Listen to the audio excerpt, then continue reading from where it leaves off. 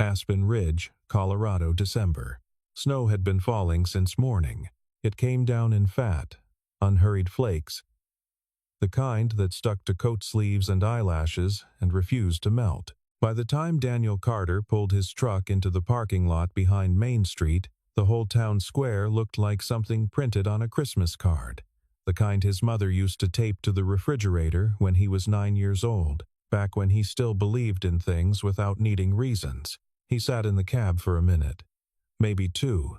Mia had already unclipped her seatbelt. She was fogging up the passenger window with her breath, drawing a lopsided star with one finger.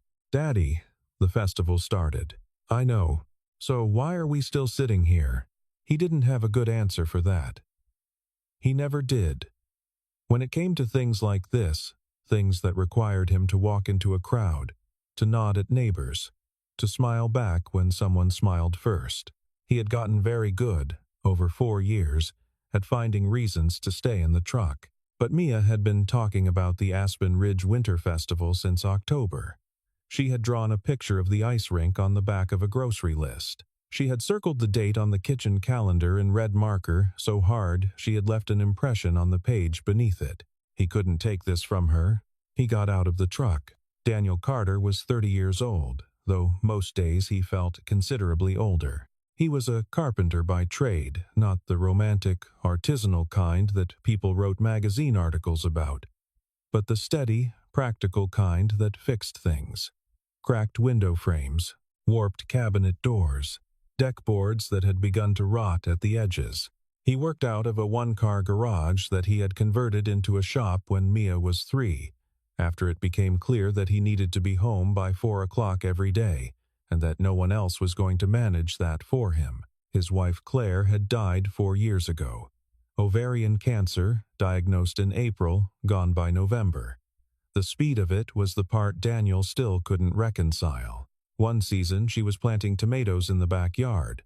The next she was gone, and the tomatoes had kept growing without her, which struck him at the time as one of the crueler things the world had ever done.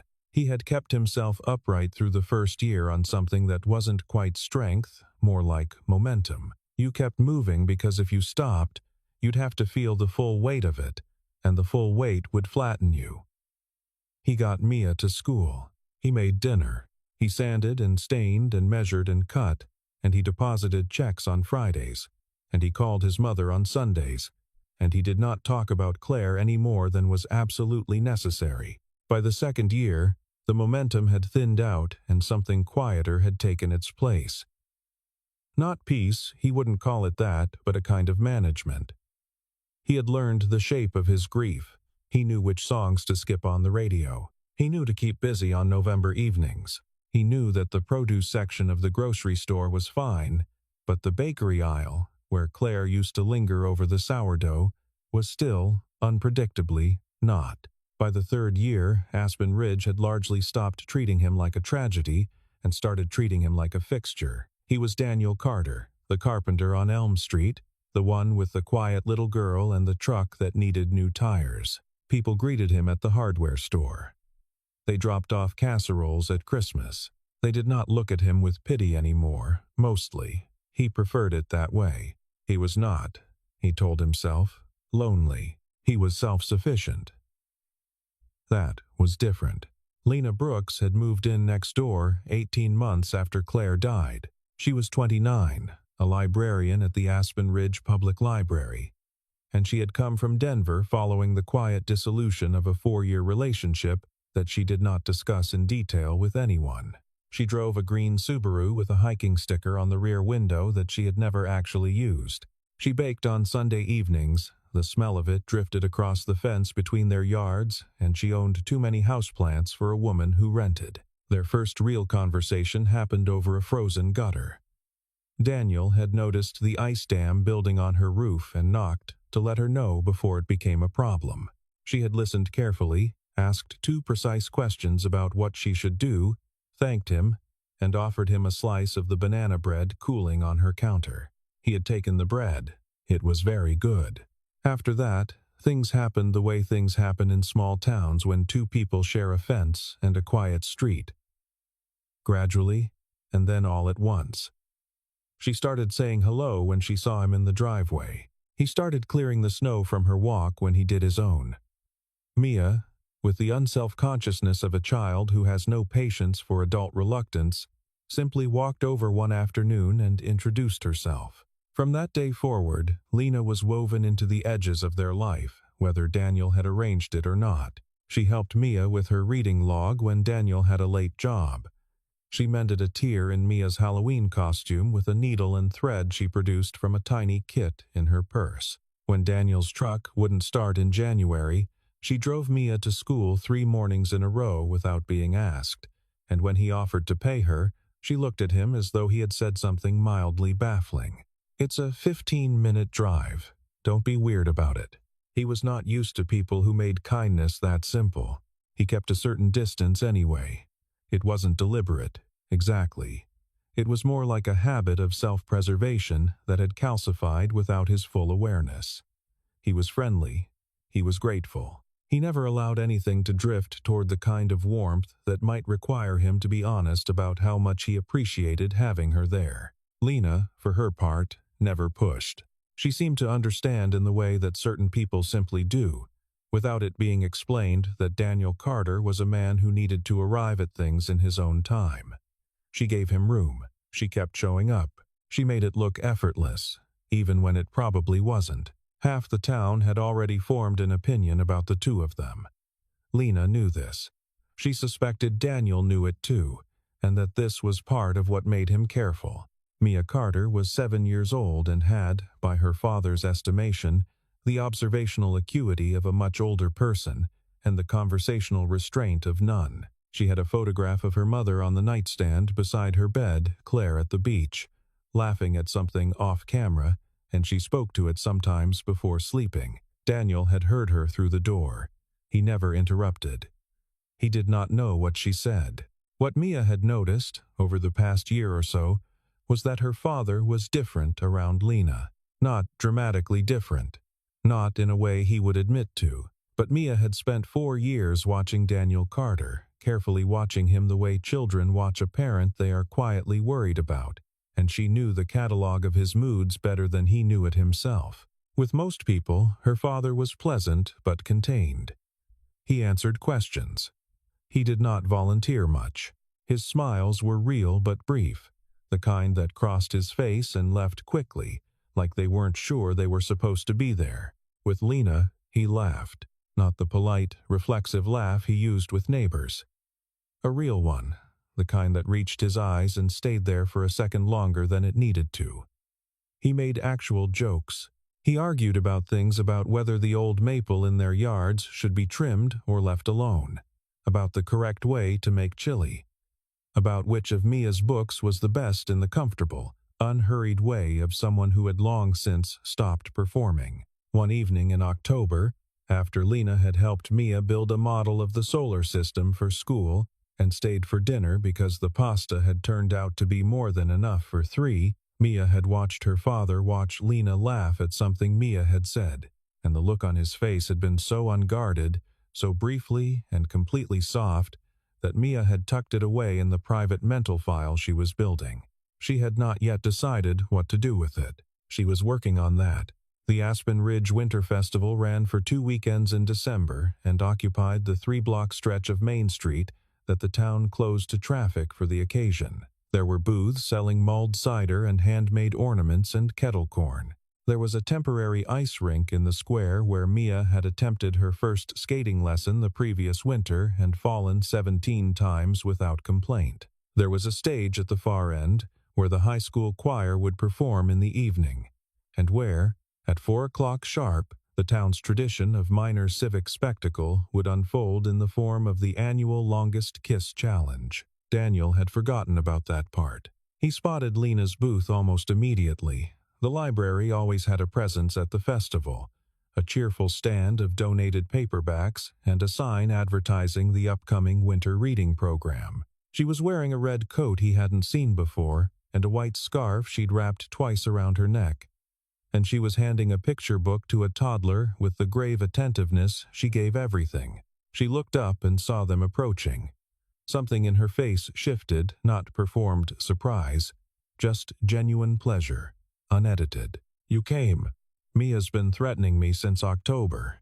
"I was not threatening, I was informing." Lena laughed. She crouched down to Mia's level. "The ice rink's open. Do you want to go later?" "Yes. Can we all go together?" He had not planned to spend the afternoon with Lena. He had planned, vaguely, to walk through the booths for an hour, let Mia pick out one ornament, eat something warm, and head home before it got too dark. That plan lasted approximately 8 minutes. They wandered the booths together, the three of them, with Mia in the middle and the adults falling into the easy rhythm they'd developed over a year and a half of neighboring. They shared a paper cup of kettle corn. Lena spotted a booth selling second-hand scarves and picked one out for Mia, a dark green one with small silver stars, and refused Daniel's money with the same mildly baffled look she always used. He let it go. He bought her a mulled cider instead. She accepted that. At the booth, selling hand-carved wooden ornaments, Daniel stopped to examine the joinery on a small sleigh. The craftsman, a retired man named Earl, who Daniel knew slightly, noticed him studying it and launched into an explanation of his technique. Lena stood beside Daniel and listened, asking questions with genuine curiosity, the same kind of attention she gave to Mia's book reports and to the anxieties of overdue library borrowers. And, it occurred to Daniel, to him.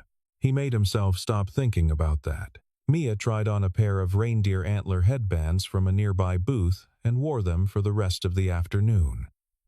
Lena took a photograph on her phone. Daniel let her.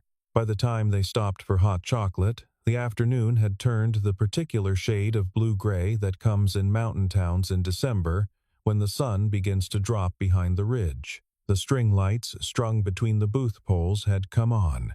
The smell of cinnamon and wood smoke had thickened in the cold air. It felt, Daniel thought, like a whole and ordinary afternoon. The thought came with a small, unsettling warmth he didn't entirely know what to do with. He heard it before he saw it. A roar from the crowd at the far end of the square, followed by the unmistakable voice of Greg Holt, the high school gym teacher who had served as the festival MC for 11 consecutive years, and who approached the role with the energy of a man who had missed his calling as a sports announcer. "Ladies and gentlemen, boys and girls, it is 4 o'clock, which means it is time for Aspen Ridge's most beloved, some say most embarrassing, annual tradition. I am talking, of course, about the annual Longest Kiss Challenge." The crowd responded with a combination of cheers and groaning laughter that was entirely in keeping with how Aspen Ridge felt about the contest in general. Faintly ridiculous, deeply traditional, and very difficult to look away from. Mia spun around. Her eyes went directly to Lena, then to Daniel, then back to Lena. A particular expression crossed her face, the one Daniel recognized as the expression she wore when she had already decided something and was waiting for the adults to catch up. "You two should do it." Daniel nearly choked on his hot chocolate. "Absolutely not. It would be funny. Mia, you could win." Lena was trying not to smile. She was doing a very poor job of it. That would be completely ridiculous, which was not the same as no. Mia turned to Daniel with the full force of her attention. "Are you scared?" "I'm not scared. I'm sensible. Those are the same thing when adults say them." Lena did laugh then, a real one, and covered her mouth too late. Daniel looked at her. She was still laughing, and her eyes were bright from the cold, and there was a small dusting of snow on the shoulder of her red coat. And, for one unguarded second, he thought, I could stand here for a very long time. Then Greg Holt's voice boomed across the square again. "We need more contestants. Come on, Aspen Ridge, don't be shy." From the crowd around the stage, a few voices called out his name. He recognized them. Tom and Elaine Mercer from the hardware store. His neighbor Bill, who was apparently enjoying this enormously. Someone's teenage daughter who pointed at Lena and shouted something he couldn't make out. Daniel Carter had spent 4 years being very careful, very measured, very self-contained. He had been sensible and steady and had given people no reason to worry about him. He looked at Lena. If you don't want to, I didn't say that. A beat. Fine. There were 8 couples on the stage. Daniel recognized 3 of them. Marcus and Jody Webb, who had been married for 12 years and were clearly doing this for the comedy value. 2 college-age kids he didn't know who had the bright, reckless energy of people who didn't mind embarrassing themselves. And Sheriff Pat Dennison, who was doing it with his wife Carolyn with the reluctant dignity of a man who understood his role in the community. The stage was elevated about a foot off the ground, lit by 2 work lights pointed upward into the falling snow. Daniel could see the crowd from up here, maybe 200 people, bundled and laughing, phones lifted. He saw Mia near the front, still wearing the reindeer antlers, practically vibrating. Lena stood beside him, close, because the stage was not large. He could smell her shampoo. Something with cedar. He had noticed it before, in passing, when she leaned over to help Mia with a worksheet at the kitchen table. He had noticed it and promptly, deliberately, not thought about it. This is a terrible idea. Yes, we're going to be talked about. We're already talked about. She looked at him quickly, then away. A small smile. Fair point. Greg Holt raised his microphone. Standard rules, people. Both feet on the ground. No sitting, no leaning on anything but each other. First couple to stop stops. Last couple standing wins. Any questions? Marcus Webb raised his hand. Does it have to be on the lips? The crowd erupted. Greg Holt grinned. Where do you think this is, Marcus? Yes, it has to be on the lips. More noise from the crowd. Daniel looked at Lena. She was looking straight ahead, but the color in her cheeks had deepened past what the cold alone could explain. Ready? She turned to face him. Her eyes were steady, very dark in the stage light, the kind of brown that picks up warmth from nearby color. Ready. 3, 2, 1, kiss. The first moment was chaos. All around them, the crowd went up in noise, and Daniel's brain was doing several things at once, registering the absurdity of the situation, processing the cold and the light and the smell of snow, and then it wasn't. Then it was just this. Her hands had come up and found the front of his jacket. His hand was at her jaw, unplanned, holding her like something he was afraid of breaking. She had gone very still in the way she sometimes did when she was paying attention to something carefully, the same stillness she brought to everything that mattered to her. It was not the brief, performative brush of a contest. It was not playful. It was warm, deliberate, the kind of thing that communicated, without words, a significant amount of information. Time did something strange. Around them, couples began to drop out. The college kids made it 90 seconds before dissolving into laughter. The Webbs lasted 3 minutes and change before Jody pulled back, helpless with giggling, and Marcus threw his arms up in theatrical defeat. The crowd cheered for each withdrawal. The stage thinned. Daniel was aware of none of this in any detail. He was aware only of the cold on his neck and Lena's hands, and the fact that something was happening that had been trying to happen for a long time, and that he had been, until approximately 5 minutes ago, successfully preventing it. At some point her forehead came to rest against his. They had drifted apart half an inch close enough to still count, close enough that her breath, warm against his mouth, was all he could feel. Still winning. Don't sound so surprised. She smiled. He felt it. Greg Holt's voice broke through. We are down to 2 couples. Carter and Brooks, you are still in it. And so are the Dennisons. Come on, Pat. Show them what 22 years looks like. 2 more minutes. The snow came down. The lights blurred soft around the edges. Pat Dennison, to his lasting dignity, surrendered at the 6-minute mark. Carolyn pulled back and patted his cheek, and he straightened his badge with the expression of a man who had given his all in service to his community. Greg Holt's voice hit a frequency Daniel had not previously experienced. 6 minutes and 40 seconds. Daniel Carter and Lena Brooks win the Aspen Ridge annual Longest Kiss Challenge. The crowd was very loud. They separated. Daniel was breathing harder than the situation quite warranted. Lena's hair had come loose on one side. They looked at each other, and neither of them said anything for several seconds. The crowd was still clapping. Mia had apparently made her way to the edge of the stage and was climbing up it, reindeer antlers slightly askew. "You won, Daddy Lena, you won." Daniel looked down at his daughter. He looked back at Lena. "We won. We did." Her voice was entirely normal. Her expression was not. The prize for winning the annual Longest Kiss Challenge was a gift basket from Hartley's Bakery that included a coffee cake, 2 jars of locally sourced honey, and a gift card for 10% off the Aspen Ridge Inn's winter weekend package. Mia immediately claimed the coffee cake as the best part. Daniel signed the gift card to her. Lena held the honey. The crowd around the stage dispersed gradually, pulling the evening back toward its normal rhythms.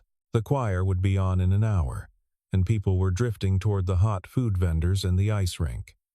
Several people stopped Daniel with handshakes and grins. Bill from next door slapped his back with entirely too much enthusiasm. Greg Holt shook his hand and said something about coming back next year to defend the title. Daniel smiled through all of it. Lena had stepped away. Not far, she was standing 10 feet off, helping Mia button the top button of her coat, which Mia had managed to mangle in her excitement.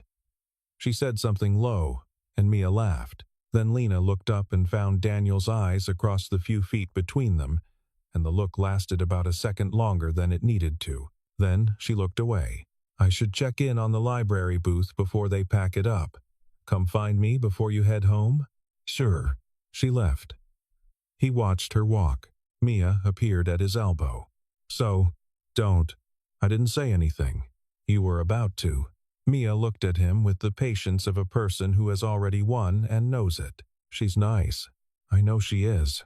You looked at her a lot today." "Mia, that's all I'm saying. That's all." They went to the ice rink. Mia lasted 27 minutes before the cold drove her to the hot chocolate stand. Daniel skated with her in the slow outer ring, holding her hand when she asked for it, and letting her try alone when she didn't. It was the most competently present he could remember feeling in a long time, but the feeling that had started on that stage was still there, under everything. Settled into his chest like the first note of a song he couldn't quite name. He found her by accident. At 5:30, with Mia installed at the hot chocolate stand with Eleanor Holt, Greg's wife, who had known Mia since birth and was delighted to supervise.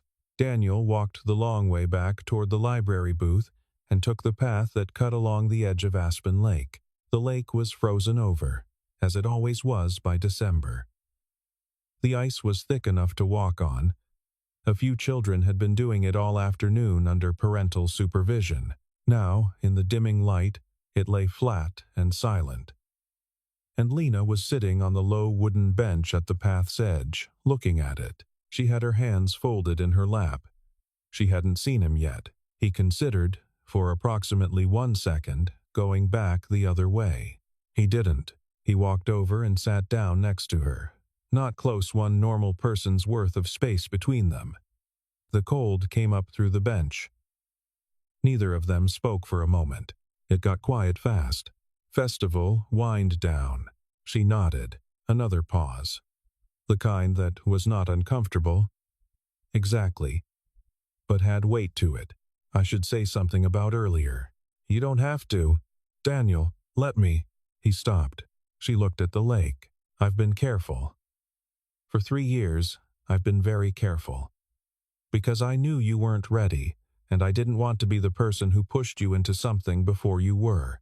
And I'm not saying this because I expect anything from you. I just—" She stopped, drew a breath. "You can't kiss someone like that and call it a game." He was quiet for long enough that she turned to look at him. He was looking at the lake. "I know." She waited. "I've known for a while. That it wasn't that you—" He stopped, started again. "I think I've been pretending I didn't know, because knowing meant I'd have to do something about it. And you weren't ready.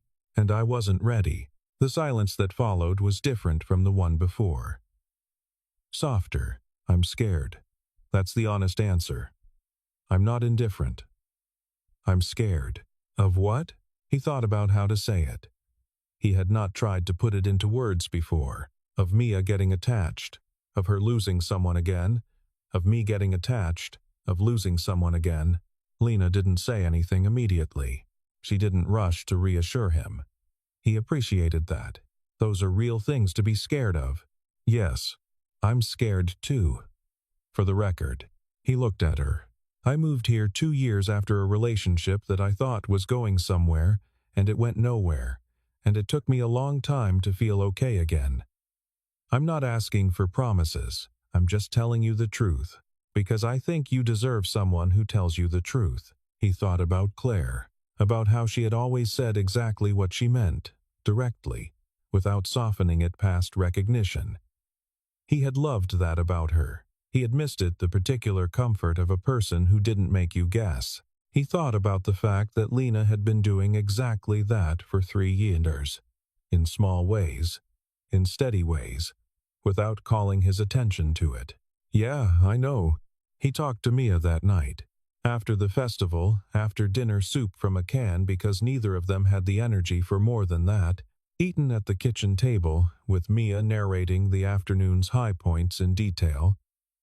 He got her ready for bed and sat at the edge of her mattress the way he always did, with her tucked under the covers and the lamp on the nightstand throwing a warm circle of light over everything. She had put the reindeer antlers on her bookshelf. They'd be there until Easter, he suspected. Did you have fun today? Yes. Did you? Yeah, I did. A pause. Mia smoothed the edge of her quilt with one hand. Are you going to be Lena's boyfriend? She asked it in the tone of someone asking a perfectly normal question. I don't know. Why not? It's complicated. She looked at him with the expression she wore when she felt an adult was being unnecessarily vague. Are you scared? A little bit, yeah. Because of Mom? He was quiet for a second. Because of losing people.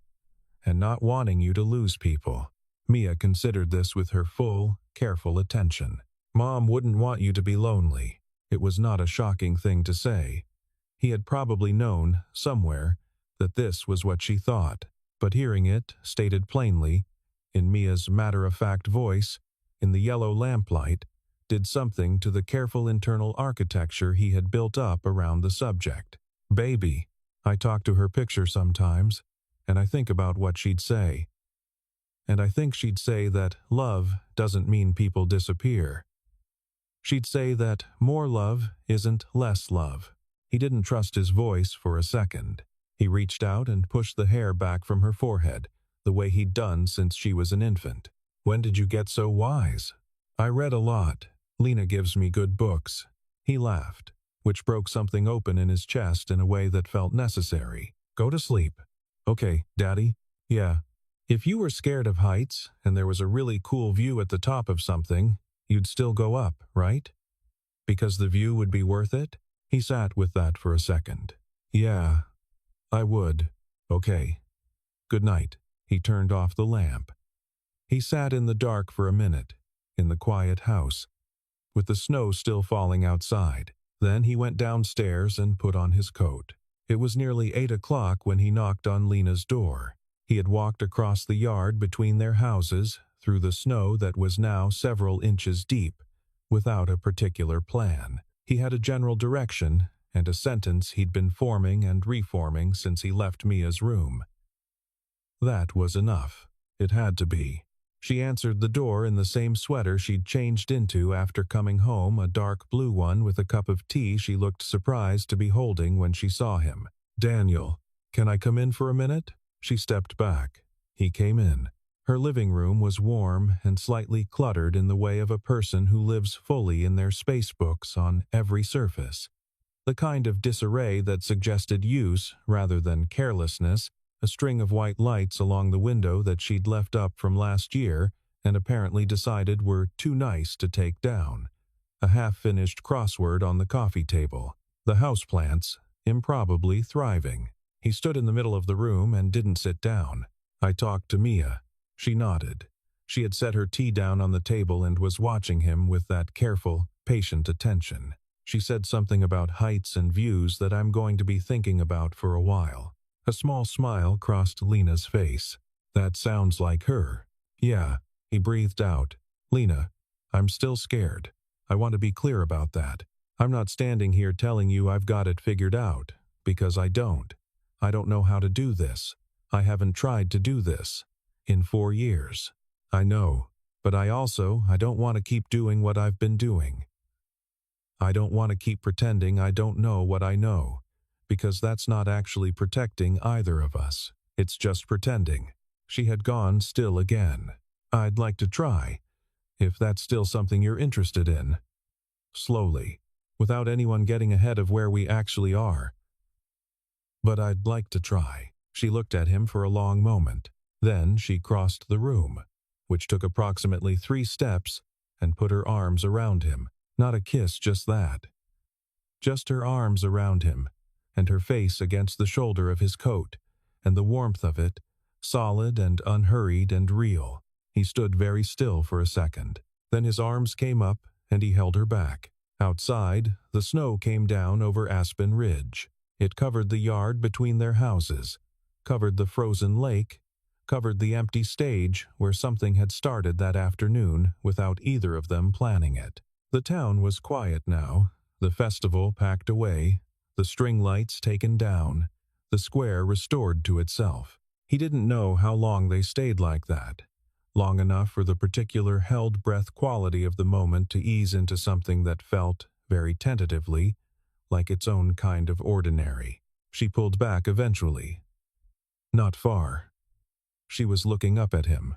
Slowly, slowly.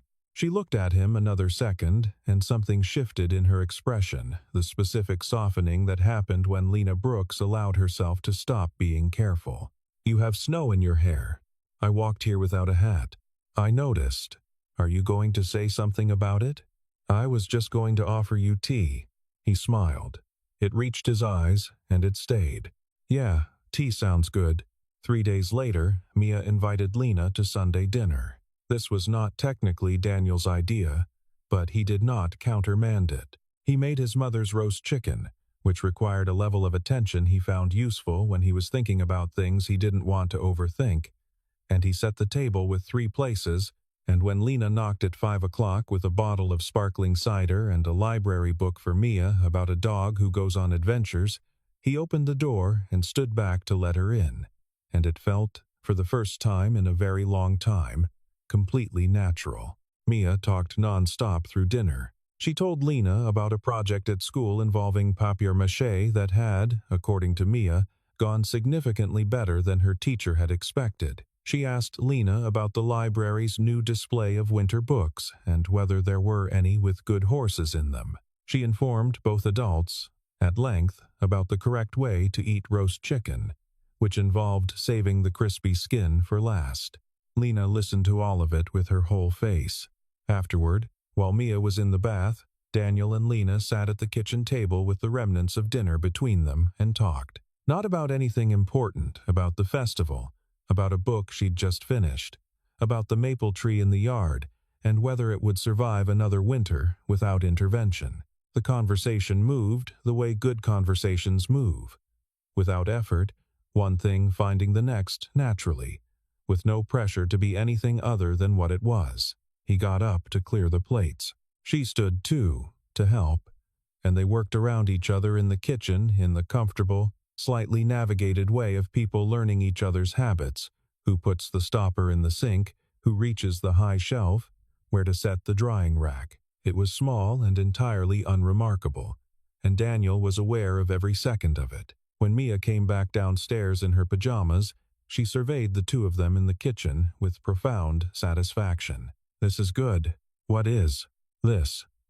Everything. He looked at Lena. She was trying not to smile and failing.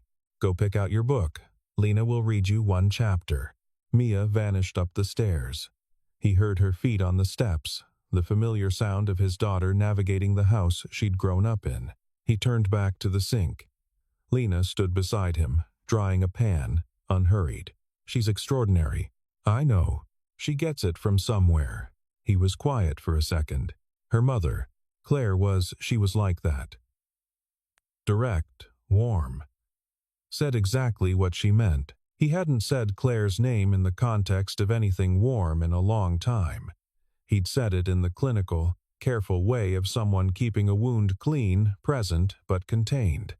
This was different. It was just a name. His wife's name. Someone who had mattered enormously.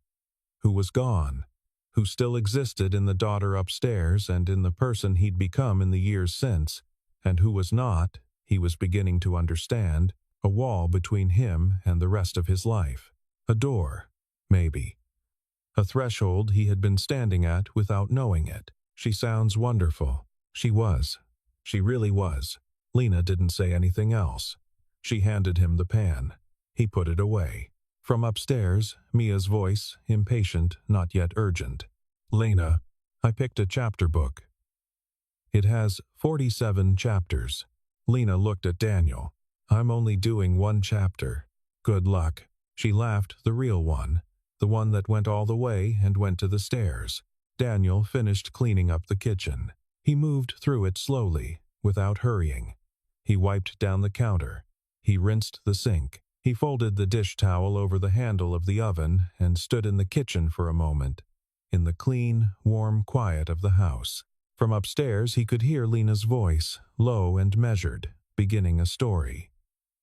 He couldn't make out the words. He could hear Mia's occasional interjection, a question, a correction, the sound of someone utterly engaged. He turned off the kitchen light.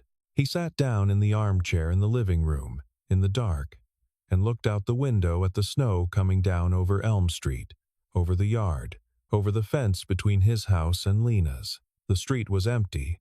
The neighbors' Christmas lights were still on, red and green and gold, strung along the eaves. He was not sure what came next. He wasn't going to pretend he was. But Mia was upstairs, safe and fed and happy, being read a story by someone who had shown up for them steadily, without fanfare, without asking for credit for 3 years.